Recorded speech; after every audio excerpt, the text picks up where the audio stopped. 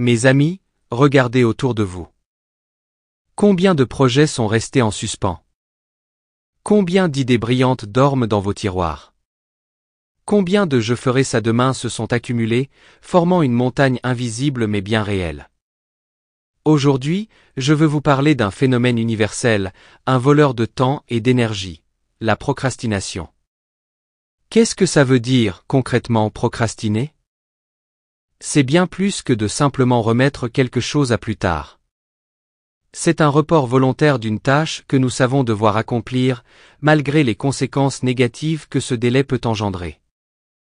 Pensez à cet email important qui attend une réponse, à ce rapport dont la date limite approche, à cette séance de sport que vous repoussez inlassablement. Ce n'est pas de la paresse pure et simple. Souvent, la procrastination est alimentée par des émotions plus complexes. Imaginez votre cerveau face à une tâche désagréable ou intimidante. Une petite alarme se déclenche, attention, danger. Inconfort en vue. Alors, instinctivement, il cherche une échappatoire, une distraction plus agréable. Scrollez sur les réseaux sociaux, regardez une vidéo amusante, rangez votre bureau pour la 3e fois de la journée. Ces activités nous offrent une gratification immédiate, un soulagement temporaire de l'anxiété que suscite la tâche à accomplir.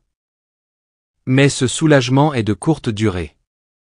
La culpabilité s'installe, le stress monte à mesure que le temps file, et la tâche initiale, loin de disparaître, grossit dans notre esprit. C'est un cercle vicieux. Nous procrastinons pour éviter l'inconfort, mais cette procrastination engendre finalement plus d'inconfort. Alors, pourquoi faisons-nous ça?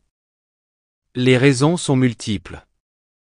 La peur de l'échec, et si je ne suis pas à la hauteur? La peur de la réussite, et si le succès m'apporte de nouvelles responsabilités? Le perfectionnisme, il faut que ce soit parfait, alors autant attendre d'avoir toutes les conditions idéales. Le manque de clarté, je ne sais pas par où commencer, alors je remets à plus tard. Le sentiment d'être submergé, la tâche est tellement énorme que je me sens paralysé. Comprendre ce qu'est la procrastination, c'est le premier pas pour la déjouer. Ce n'est pas un défaut de caractère, mais plutôt une réponse à des signaux internes. En prenant conscience de ces mécanismes, nous pouvons commencer à développer des stratégies pour reprendre le contrôle de notre temps et de nos actions.